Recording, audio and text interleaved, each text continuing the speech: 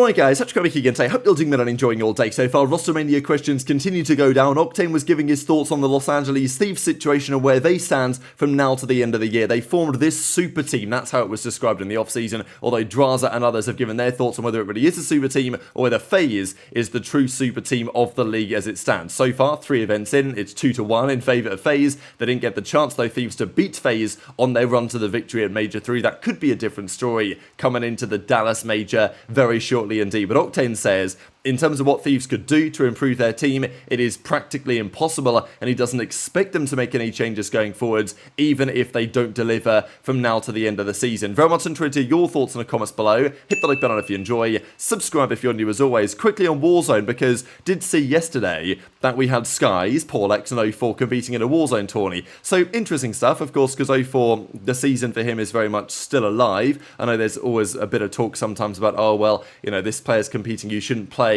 anything else, right? Any sort of other COD that isn't exactly the game that you're currently playing, because, you know, even in Warzone things are a little bit different in terms of not even like mechanics exactly, right? But it was certainly true back in the day that players would say, well, you know, you shouldn't be playing anything other than just the competitive COD that you're actually grinding. But I mean, look, it's COD at the end of the day. It's probably not too much of a big deal. The real question was around Skyz and CleanX, of course, because CleanX did confirm when he stepped away from Rocker, well, he was dropped from Rocker, that he stepped away from competing, that he was probably going to move into Warzone, content creation, competing in that side. And look, Skyz getting involved was pretty interesting too. Skyz, he's had a tricky season, right? He's obviously not been good this year, good at the game. Like, he thinks he's better at the game than he's been getting credit for, or let's say that he is shown, because I think Skyz is probably getting the credit that he deserves, frankly, for his performances. But look, Skyz thinks that he was better this year than he was able to deliver on the server for Gentlemates, and then, of course, recently for OpTic Texas. Got a bit of a stint on both teams, didn't end ideally in both scenarios, but Skyz has got a decent end to the year in the sense that he's on OpTic still. He's basically can just make content for them. He's on the bench if they require him at some point from now to the end of the year. But also he could think about his future as well. I mean, I'm not saying that he should necessarily do a CleanX. I think that if Skyz wants to still compete, which I imagine that he does, I think the opportunity is probably still going to be there to do so, but it just might be difficult to get back into the league at this point on what's happened over the last couple of seasons. So we'll see. But Skyz, the way that it's worked out, him staying on the bench, he can make content under OpTic for a little bit of time. He could maybe consider his opportunities like that as well. But, you know, I don't want to see any more players call it a day, retire, right? We still don't really know what's going to happen with some of the Cloud9 guys and what their future looks like either after the changes that they decided to make. But, look, we are seeing the likes of Mercules and some others get a spot in the league now. We've seen it with Lunarz, who's not been great. I mean, he's been pretty bad, to be fair. We've seen it with Dylan Rex, who's been getting better, maybe. But, you know, we are starting to see some rookies come into the league. There's obviously talk about even the likes of Abuzah, for example, who, like, is not exactly a young player. I think this is what confuses some people, and the league has to be conscious of this, that a lot of these rookies coming in are not like 18 and cracked, right? Like, these guys had to turn 18, play challenges, then get noticed, and it took them a good couple of years. I mean, Super is like 24, 25, I think. Like, he's been grinding for years, and now he's finally getting into the league. So, you know, it's not to say that rookies have to be super young, but it's just a point that, you know, the league would have more turnover if it was possible, I would say, to compete in challenges under the age of 18. But also, I think what Mercules and Super and Rencor and some others have proven, Exnid maybe another example, is that, you know, there is still talent out there that is not in the league that maybe wants it more, that are willing to grind harder, as it were. And it is putting probably more pressure on. It's kind of like in the Formula 1 analogy. Last year, Ollie Behrman and a couple of others made a good debut as a rookie, and all of a sudden the teams realised, hang on a second, these rookies are actually kind of good. These junior drivers might be worth a shot, and all of a sudden there's 6 of them on the grid out of 20. So, you know, we could see a similar thing here where teams say, this Mercules guy's actually pretty cracked. Maybe there is talent after all, despite what Dylan Envoy said. Although he wasn't really making quite that point, but you know what I'm saying. Little bit here just between RCTs and Exnid, of course, because teammates on Falcons for now, but let's be real here, if Major 4 doesn't go to plan, and right now after the qualifiers so far it's not looking like necessarily it will, what are they going to do for the World Championship, right? Because Exnid isn't going anywhere, Pred isn't going anywhere, but it's the AR duo, right? It's that Arctics Priest AR duo that we didn't expect to do much, I don't know, and so far they've not done much, by the numbers at least so far. So, yeah, let's see what happens next, but Arctics at least playing some mates with Exnid maybe, or, playing some ranked with Exnid, and making sure that relationship is still well and truly alive, because at the end of the day, going into the World Cup, they may decide to blow up the team, they may decide to do one thing, a couple of things, we'll see, but I think Falcons will definitely want to be competitive at the World Cup, right? Like, that's kind of the point. I imagine that they will not be unwilling to make changes if they feel like it's necessary to try and improve the roster. So Major 4, I think, is going to be quite telling on that front. Atlanta FaZe as well have been taking the mick out of other teams, such as, for example, the Cloud9 guys. They say, capture this. Here's Kremp, here's Dante, Sib, and FaZe say, get it, loser, we're going to Cancun, right? Because, of course, the season for them could be over rather swiftly, and typically that's what happens when the players have called it a day for the year. I did want to share as well what Hector had to say on this. Hex was talking about the COD League returning to Twitch and whether that would be a good or a bad thing. Look, he doesn't really say more than just, let's say, criticize or maybe just bring to the surface some of what Ronnie says in the article, because Ronnie says that the partnership benefited the league greatly, allowing the teams to reach a healthy financial state. Now, I think for some of the teams, this may have some truth to it. I mean, certainly a couple of years ago, Paris Legion would collect the money, the 200-300k, whatever it is. I don't exactly know what the number is for the YouTube rights deal. It may be lower nowadays. And that would pay for, the salaries of their players if they're paying the minimums. But for many teams, it doesn't really make much difference. I mean, if you're paying your players a lot of money, if they're on big contracts, if they're on, 300k a year each, then, the YouTube money isn't really moving the needle much, and you'd actually be better off with more viewership so you can monetize better in that way. So, I think it's interesting the way that the split works of the money between the teams is that for some teams who don't really spend money, it can be beneficial. I wouldn't say it necessarily allows them to reach a healthy financial state, but Hex's perspective seems to be that, this doesn't really make much difference for the serious teams, and I think that's why the implication anyway is that going back to YouTube, or going back to YouTube and Twitch, certainly having Twitch included, might be the play. Financial considerations will likely take precedence for the CDL. The partnership has benefited the teams, the league, greatly this season, allowing teams to reach a healthy financial state.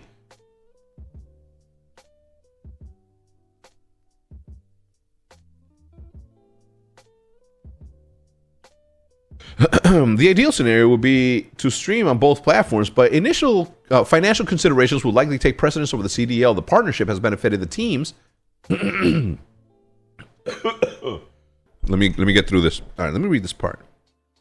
The partnership has benefited the teams in the league greatly this season, allowing teams to reach healthy financial states and have a steady income stream. If they successfully negotiate a new deal with YouTube, they will likely continue their partnership. You think LAT make a change if they bomb out the rest of the year? No, I don't think so. I mean, their team's insane, bro. The only time that I think LAT would make a roster change is if somebody from FaZe becomes available, or Shotzzy leaves OpTic on some insane shit, which obviously I don't think ever happens, but I don't think that there's just not really any upgrades, right? The only players that you would want for LAT are team or players that are on other insane teams. So some other crazy shit would have to happen, but I just don't see a world in which that's the case. So they probably won't change. Plus, I mean, I think they have a good team comp. Even if they don't win in a shit ton in this game or multiple events, they still won, and I think they have a really good team. So it'd be interesting though. Imagine Ant joins or something. Or Bruce goes to FaZe. It'd be fucking nuts. It'd be a fun shake-up at the top. Mercules has been the talking point of the last couple of weeks or so, and of course OpTic I think would be wise to make sure that he doesn't go anywhere going forwards. I mean, potentially a new talent on our hands here in the league. But the conversation that Octane was having, of course, was around the Thieves. Thieves are currently second in the league. Pretty remarkable how they are identical in records to Atlanta FaZe, but they do currently lose their head-to-heads to Atlanta FaZe. But they're both at 420 points exactly. They're both 30-10 in their series counts this year. Their map win-loss is very, very similar. Thieves is a bit better, but, you know, FaZe is still very impressive compared to what we see in the rest of the league, even from the likes of Toronto Ultra. So, you know, those two teams have been 1A, 1B this year, and FaZe at times have been better, Thieves at times have been better. Of course, FaZe have had more success so far. They've won 2 events, Thieves have only won a single event, but still, I think when Thieves play their best COD, I still think they look like the best team out there. The question, therefore, has been, especially with Thieves this year, are they really a super team? If things don't go to plan from now to the end of the season, what do they decide to do? Is there a serious change they can make? Because I don't think FaZe are looking to do much. I mean, FaZe might be the #1 seed again. If they weren't going to make a change after last year's World Championship, where things did not go to plan, then they won the World Cup afterwards, you know, it's going to be doubtful that they're going to rush into a change. Again, the only way you'd do it is if Shotzzy, you could go and get him off OpTic, but if OpTic finished the year kind of strongly, and Hector, as we saw earlier today, was like, look, Shotzy's we're not going to push him out. Like, if he wants to go, I guess, you know, we'll have the conversation, but you know, that might be difficult to imagine either. So, kind of difficult to say what happens at the top of the league in the off-season, right? Because Thieves have formed a team which, as far as they are concerned, is probably the best they can possibly form. I know that people have different opinions, though, on this. Scrap and HyDra, they're not going anywhere, and for good reason. These are the numbers on the year. Scrap with a 1.13, HyDra with a 1.13, Envoy with a 1.01, Ghosty with a 1.05. Pretty much the perfect numbers, I think you've got to say. And if you look at the hardpoint as well, I find these numbers pretty hilarious. How HyDra and Scrappy have relatively no hill time at all, but more engagements and kills and whatever. And then Envoy and Ghosty basically just pick up the hill time. And that's their whole strategy, and it works rather well. It's like HyDra and Scrap go kill, and the rest of it will fall into place. Envoy, I think, has been pretty good this season. I think his numbers, you know, are not as impressive maybe as his individual gameplay sometimes has looked. His control, actually, by the numbers, has been very good. He's at a 1.11 in control. Envoy. Ghosty, I think, is very valuable to the team as well, even just outside of gameplay, but also comms and other factors.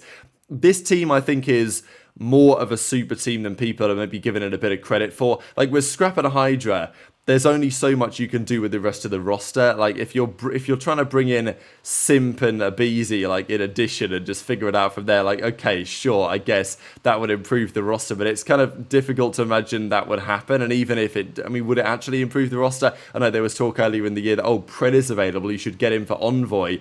You know, I never really bought that idea. I don't think it would have made the team better. And, you know, so this is the question, right? As Octane says, realistically, what can they do? It's not like there are so many prospects out there. It only really makes sense if, like, something crazy happens with FaZe. But also, you've got to consider that it might not just be OpTic, FaZe, Thieves, Toronto in that conversation, right? Like, Falcons, who they 3-0'd the other day, could also get involved. I mean, maybe there is some world where something interesting happens and all of a sudden there's some players available, like what happened a couple of years ago where Octane was part of it, right? When he ruined the league, as people say. When he was on that, obviously, Thieves team, he then retires. And because Octane retired, it was then like, okay, well, the team's splitting up. We're going to go our separate ways. Kenny went to OpTic, Drazah went to FaZe, and Envoy went to Toronto, right? Like, you know, the team blew up. And not to say that that's going to happen to Thieves. I don't think it will. But, like, let's say hypothetically, Falcons come along and they say to Simp and aBeZy, hey, like, you know, we're going to get you. Like, we're bringing you over and we're going to pair you with whoever. Like, I don't know. I mean, it's probably not going to happen. But, like, they could try. Like, Falcons could try and reach out to one of those guys and drop them a bag. And then maybe that player leaves. All of a sudden, it's like, well, the team's not the same anymore. Then maybe all the other players are available. And then you're thinking, okay, well, you know, what about Drazah?